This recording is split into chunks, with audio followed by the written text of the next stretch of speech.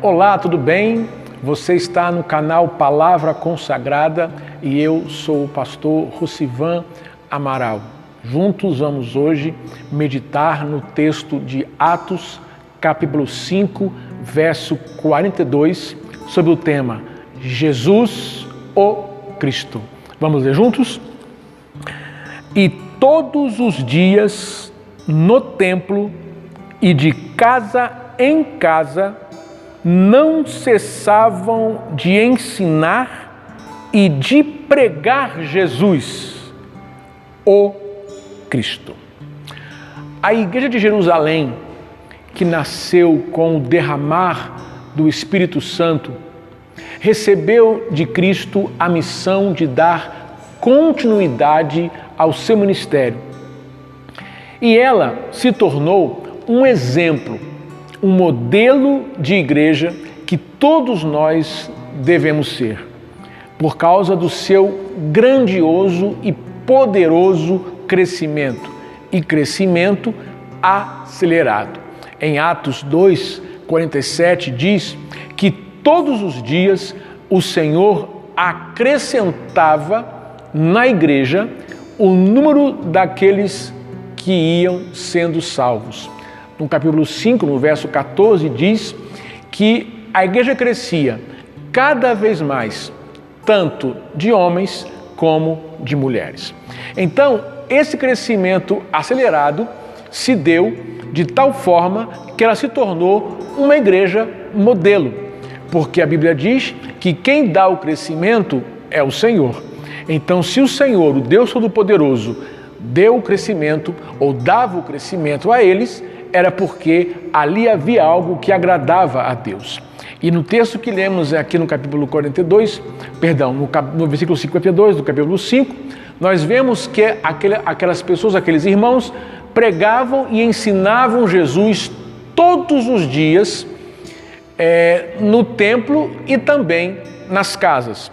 Ou seja, aonde Cristo é o centro, aonde Jesus é o centro, há crescimento. É impossível não haver crescimento, expansão, aonde Jesus não é o centro. Então, quando Deus mandava pessoas ali, todos os dias, para serem salvas, Deus fazia isso porque as pessoas encontrariam Jesus.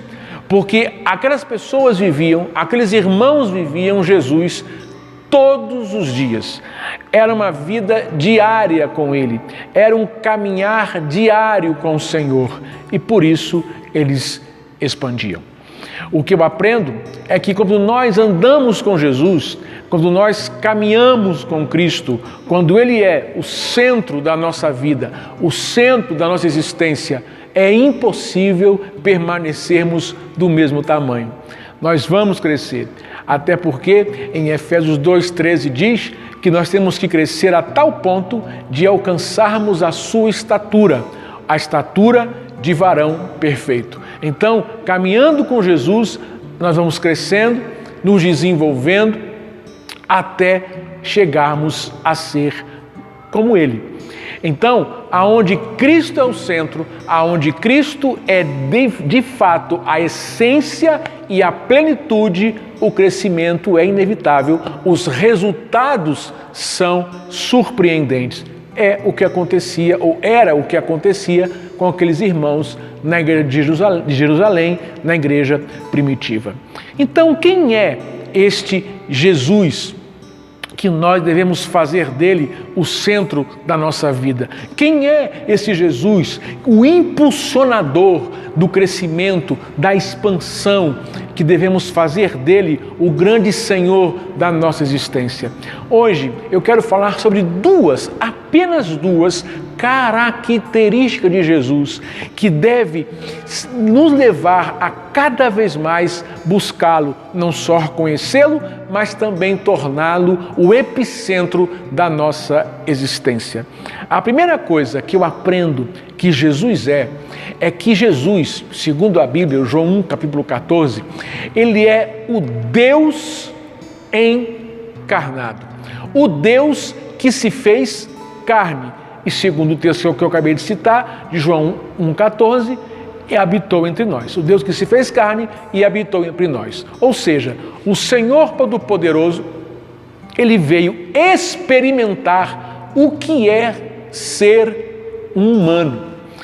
E também veio passar por tudo, ou sofrer, melhor dizendo, tudo que este mundo, tudo que essa esfera terrena faz ou promove uma pessoa sofrer para que possa ou para que pudesse depois nos socorrer.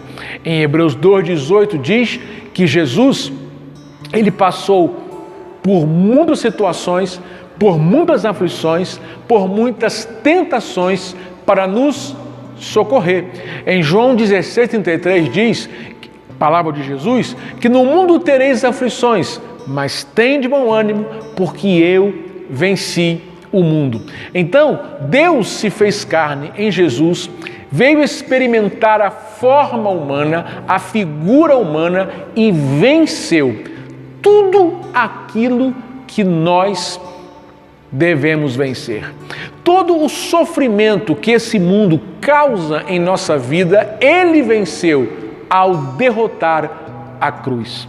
Ora, se um homem passa 3 dias sepultado e depois ressuscita, ele vai perder de quem? Se ele conseguiu derrotar a pior morte de sua época, que foi a crucificação, ele vai perder de quem? Então, nós temos que entender, eu e você, que Jesus, ou melhor, o Deus Todo-Poderoso, só irá nos dar a vitória que precisamos quando apoiarmos e fundamentarmos a nossa fé em Cristo. Porque Ele sim tem a vitória das vitórias. E por ter a vitória das vitórias, com Ele podemos vencer qualquer situação e qualquer coisa.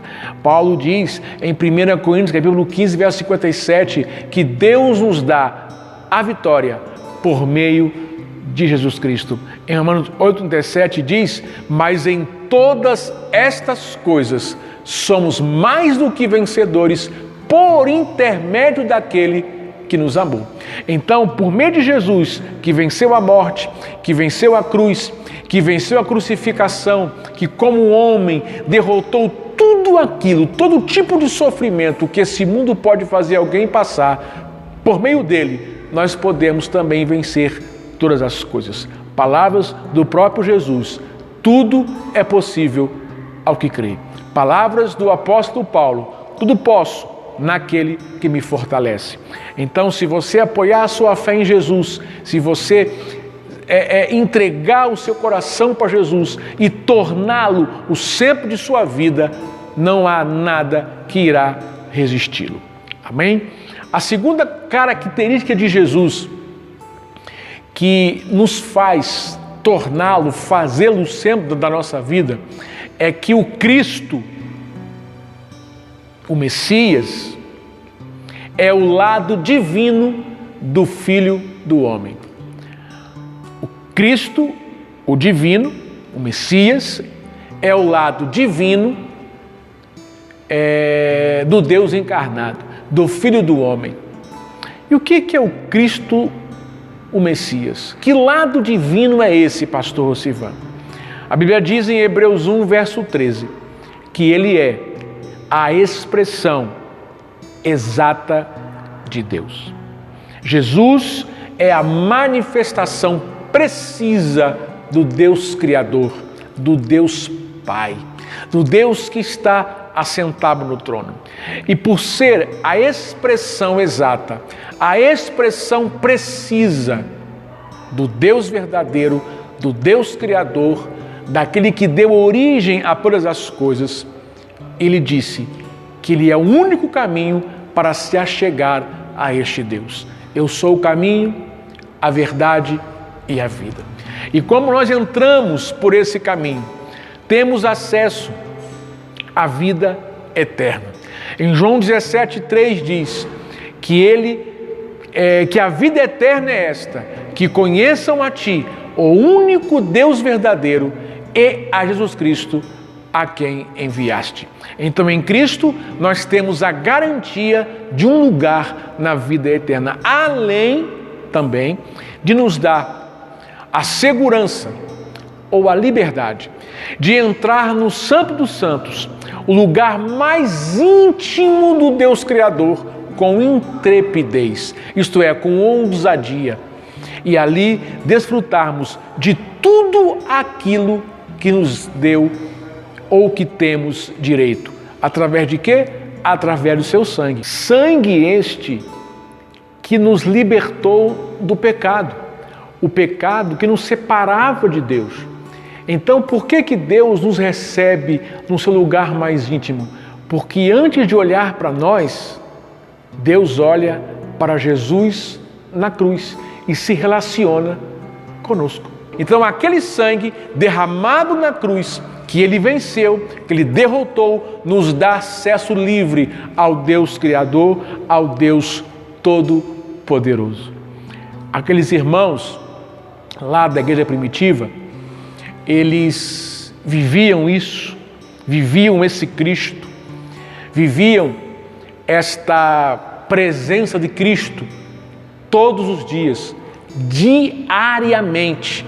Isso pulsava, queimava, impulsionava os seus corações. Eles entenderam que Jesus veio inaugurar um novo tempo de relacionamento com Deus. Paulo diz que Deus em Cristo reconciliou o mundo consigo. E aqueles irmãos entenderam, eles tinham uma vida reconciliada com Deus. Então, todos os dias eles pregavam essa redenção. Todos os dias eles pregavam essa salvação. Todos os dias eles celebravam essa nova posição que se encontravam em Cristo. Como resultado, Deus mandava gente. Deus mandava pessoas para estarem entre eles a fim de serem salvos. Porque é exatamente isso, meu querido e minha querida, que a humanidade precisa. De Jesus. Ela precisa de Jesus. E quando o ambiente está cheio de Jesus, de pessoas que vivem Jesus, de pessoas que celebram a graça, de pessoas que celebram a salvação, de pessoas que celebram a sua nova posição em Deus, de pessoas que desfrutam do Santo dos Santos, que são apaixonados por Ele, Deus manda a gente para ser salva. Deus manda pessoas para serem redimidas pela sua salvação. E o interessante que no capítulo 41, no verso 41 do capítulo 5 que nós lemos, olha o que o texto está dizendo. E eles se retiraram do sinédrio, regozijando-se por terem sido